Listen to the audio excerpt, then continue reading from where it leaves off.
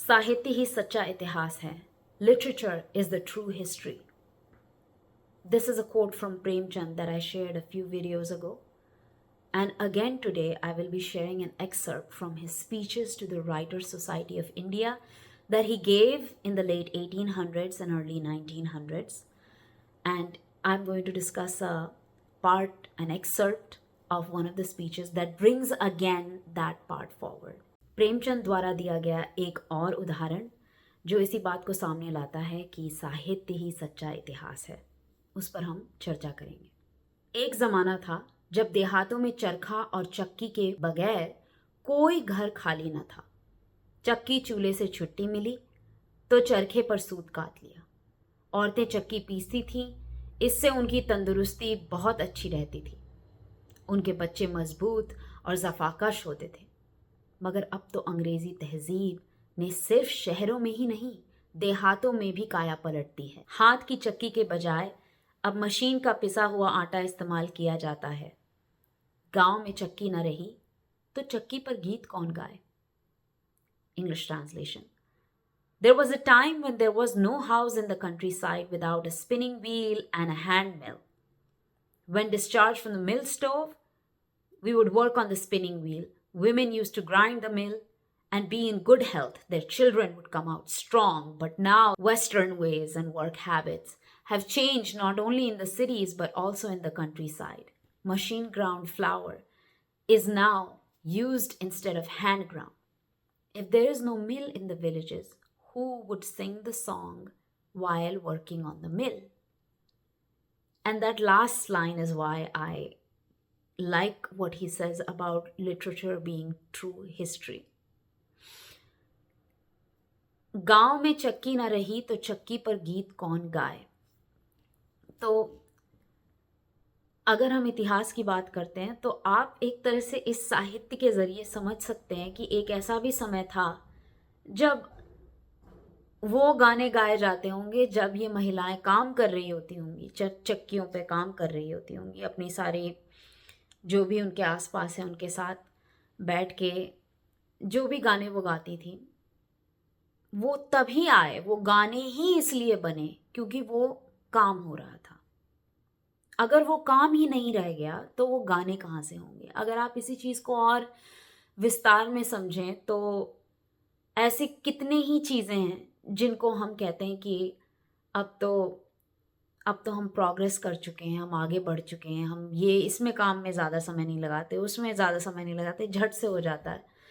तो जो झट से हो जाता है उसमें वो फुर्सत ही कहाँ, उसमें वो समय ही कहाँ कि आप इतने खो जाओ उसमें या इतना उसको करते करते थक जाओ कि आपके अंदर से आवाज़ आ जाए, गाना आ जाए. I am not saying that we need to we need to labor and struggle, and maybe this is a way of romanticizing, but it is the truth is that songs come, I suppose, sometimes when we are struggling or when we are idling or when we are taking our time with a task. And the idea of taking time with a task is in opposition with the progress of our world.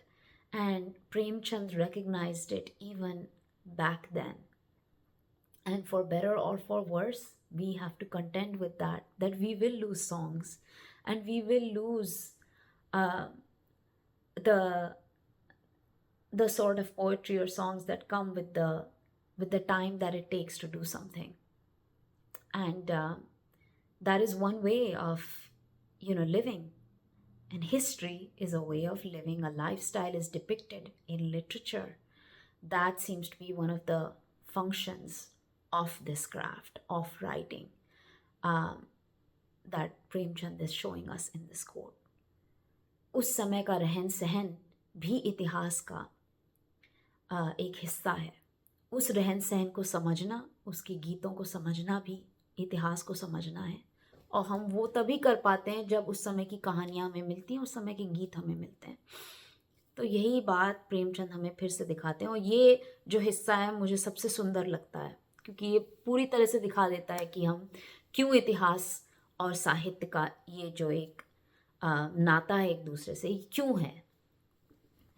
So I hope that you can also see where else you can see literature telling you something about the past that you would not study in history. ऐसी कौन सी और सी जगहें हैं जहाँ पे आप साहित्य के ज़रिए एक किसी समय के बारे में समझ पाएँ जो आपको इतिहास पढ़कर नहीं समझ में आता। वो है साहित्य जिसमें इतिहास दिखता है। Before I go round and round, I will end that there. I'm saying it so much because I do like it a lot, and it puts some kind of a responsibility on us as writers. If you are writing literature, you're almost also documenting. It is sort of a responsibility to depict a time and place and a way of life.